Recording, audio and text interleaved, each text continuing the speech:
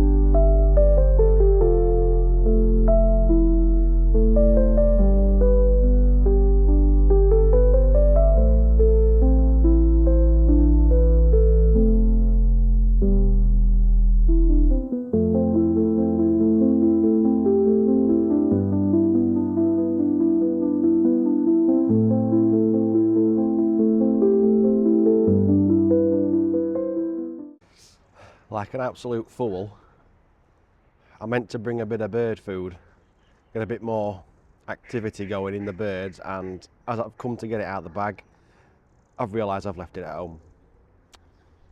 So that's not great, but light's nice.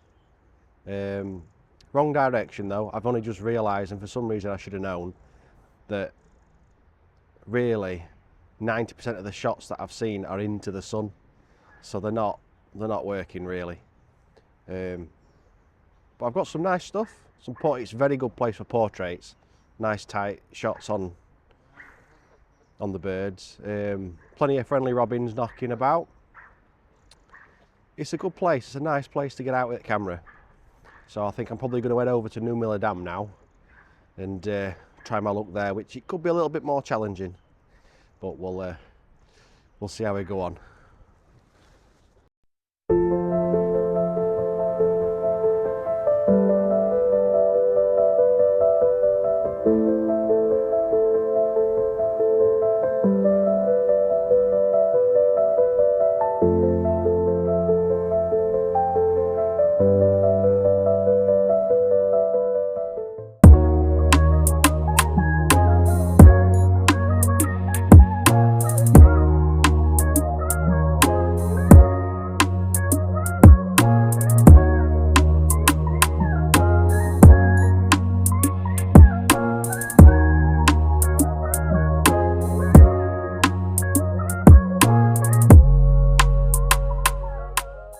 So, Newmiller Dam, and it's a damn pain in the arse to get into. It's extremely popular.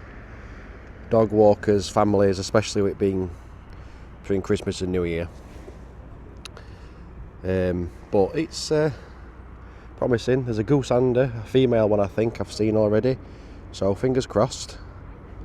Seems to be working its way away from me at the moment. Also, on that note, the Dam Inn, Rate Pub, lovely food. So if you ever come visiting, make sure you call in. But yeah, I'll have a wander around. Paid for parking, £2 for 4 hours, which I don't think's too bad really.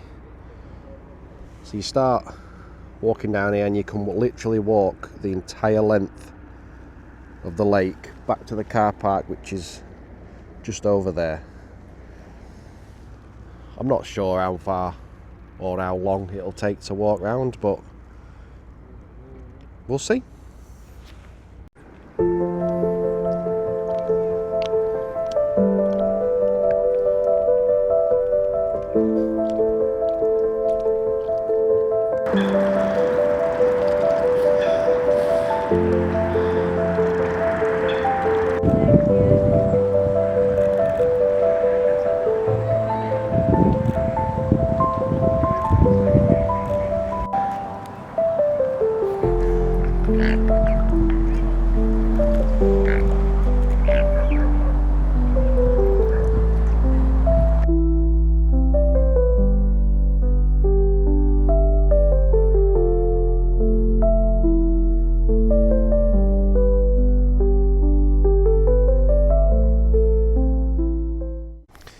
So I've actually found half a dozen gooseanders.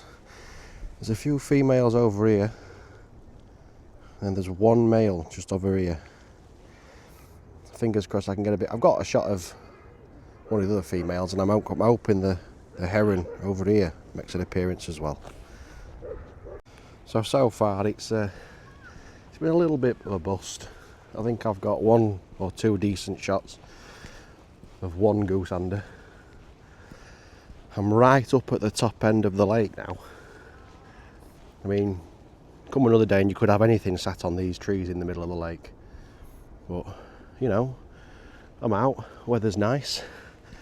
Not much to moan about. You don't always have to come home with world-class photos, do you? So I've actually walked around the top end of the lake now, and as you come to the bridge that crosses over the stream that leads to the big lake, there's actually some bird feeders.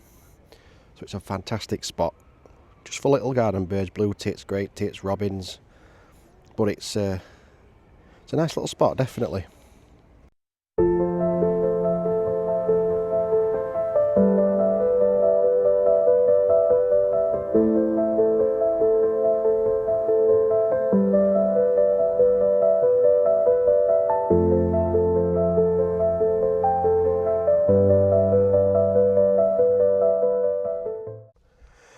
So I'm done with Newmiller Dam now, sweating like hell.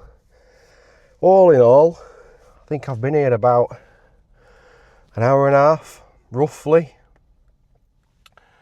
Not a massive amount of stuff to photograph, but I've got some shots nonetheless. So we'll see how they turn out, and obviously I'll pop them up shortly.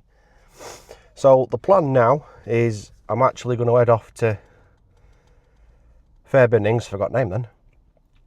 And hopefully get set up ready for murmuration, and fingers crossed there's one or two things to photograph there while I'm at my way up to where the murmuration is.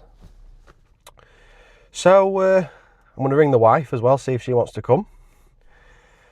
So next stop, you'll see me, it'll be Fairburn car park, hopefully.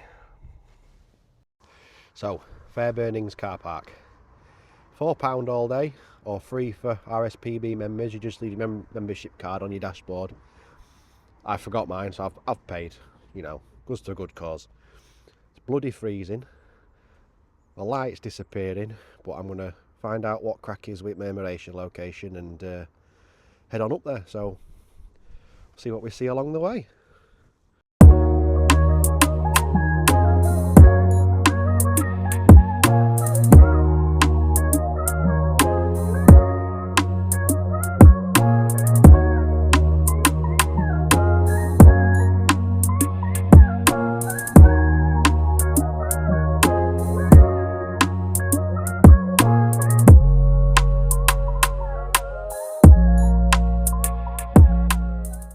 Right, I'm in position, I think. Knackered like, but I think I'm in the right spot. It is overlooking the reed beds where I saw a murmuration a few years back, so I'm assuming it's the same spot. All the videos on Facebook make it look like it's the same spot. So anything that looks remotely like a starling that flies over me now, I'm willing it to find the rest of them. Sorry about that. I thought there was a Plus I had a sparrowhawk land up fence post just up from me. Turns out it was a blackbird, so makes me seem really very professional, doesn't it? Where were? Oh yeah, anything that looks remotely like a starling that flies over me or towards me, I'm hoping it goes to where the rest are, waiting to come out and perform, should we say. So fingers crossed. All I can do is wait, so just turn you around and show you. So this is the reed bed. I think it's probably one of the furthest points you have to walk to on the reserve, but still, if it all comes together and we get a murmuration, it'll be definitely worth it. So fingers crossed, before long the sky will be full of starlings. Here's hoping anyway. Right, I've just been informed by a very nice man who works here that this is actually called the North Lagoon. So that's the spot you need to head for if you're hoping to see the murmurations. And he says it's normally 3:15 to 3:45 that the show starts. So, I mean, I don't know what time it is now. It's 2:45 now. So I've roughly about half an hour to wait until it should start to kick off. So hopefully it happens. I mean, I've not seen many starlings yet, but if it's still half an hour until it's supposed to start, then I don't think I'm going to do. So fingers crossed, eh? So I think while we're waiting, I think we'll just have a little bit of a moment in explaining what Fairburn itself is actually like. I've not been here that often, to be honest. I think we count on one hand the amount of times I've been here. Like I say, once before for another murmuration. I think that same day my wife saw her very first kingfisher. So there's a screen just further down the path that you have to walk to, or walk past, should I say, to get up here. And you know, there's the chance that you'll see a kingfisher sat there. We did. So they're definitely present here, you know. There are various spots throughout the trails where there's a hide set up overlooking another separate reed bed. There's I don't want to call it a feeding station, but there's a little garden area with a pond that, you know, there could be a few garden birds knocking about in, and a little area a little bit further past one of the hides where you get quite close to your garden birds. Robins are quite friendly as ever. Like I say, I've not really explored this place that often. I'm not even sure if you can walk down the river to St Aidens, which is not far from here, I don't think. But as of yet, there's still no starlings. I've drank all my tea and I've ate me snap. So now I've got to stand in the cold and wait. The life of a wildlife photographer. 90% of the time you stand around waiting for stuff. Let's just hope it turns up, eh?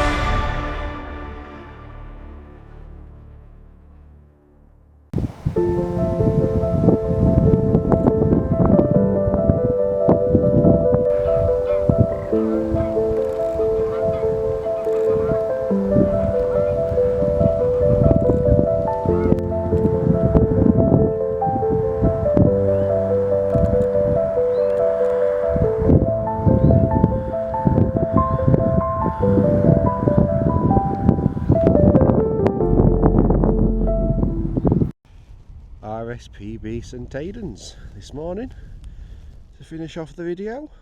Now, things have changed a little bit. The plan for the video has changed a little bit, but it's absolutely minus penguin here today. It's proper northern big coat weather.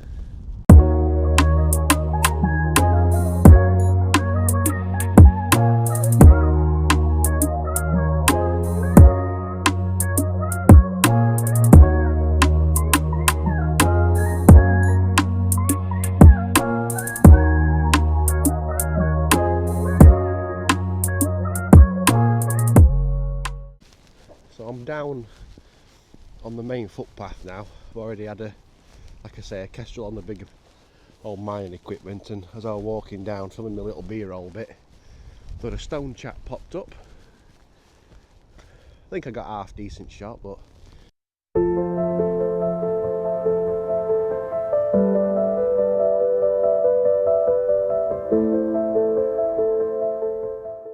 think there's some field fare flying over.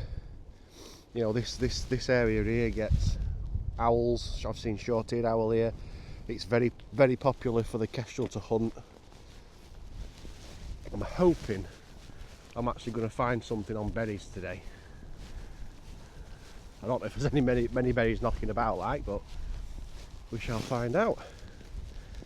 So fingers crossed, eh?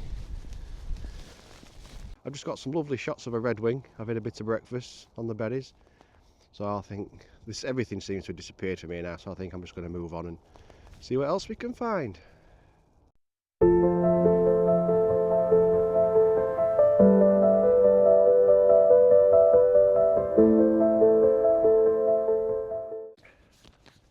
Well, I think I'm at pretty much the furthest point away from the visitor centre and car park now. I think I'm on something called the perimeter trail. The path I wanted to take that loops back round towards the visitor centre is completely flooded. And all I've got is my walking boots on. So that's a bit of a no-go. But it's a nice walk. I've warmed up a bit now, I'm a bit sweating if I'm honest. I've seen kestrels, goldeneye, I've heard water rail. You know, you never see them anyway, so what can you do about that? But I think I'm going to have 10 minutes, a sit down, cup of tea, warm my insides up a bit, and then we'll plod on a bit. But it's a very nice spin round. Visitor centre just over here, so I don't know what to expect walking around. Like I said, I've never been on this trail before anyway, so we'll see how we go. But it's to be expected that majority at water's frozen over anyway. I mean, it was like -2 last night or something daft, so we'll see how we go. But it's a nice walk so far. Just hoping and praying a little bit that there's a little bit more activity as I get further back round to the main path. So fingers crossed, but for now it's a sit down and a cup of tea.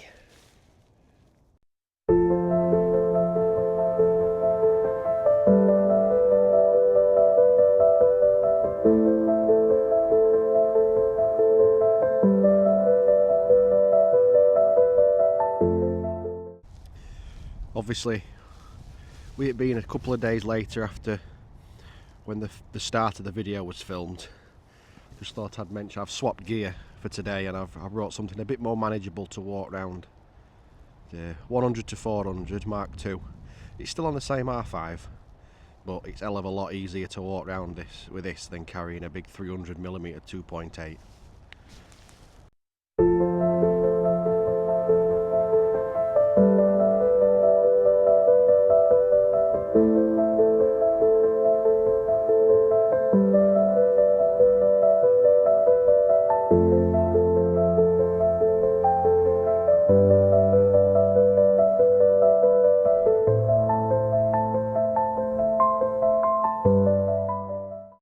Right, that's it. finished my walk, got plenty of photos. It's time to head off home, get a shower, warm up, and get ready for going out for tea with the wife tonight. But it's been a good walk round. I finally managed to find the red-crested pochard. If anybody who watches this is interested, you walk down the main footpath till you come to the first set of crossroads, if you like, and just turn left. It's pretty much the closest big lake, I suppose you call it, lake, pond, that you get to. Bit of a issue with it staying close to reeds and what have you, but it's to be expected in it. So yeah, it's been a nice morning. I'm knackered now, but like I say, get home and get settled. So I hope this video just shows that you don't have to travel a long way to get decent photos. And I know how I said at the start that, you know, I'm using quite expensive gear, but you really don't need to. Majority of the shots I've taken you can get with basic cameras, basic lenses.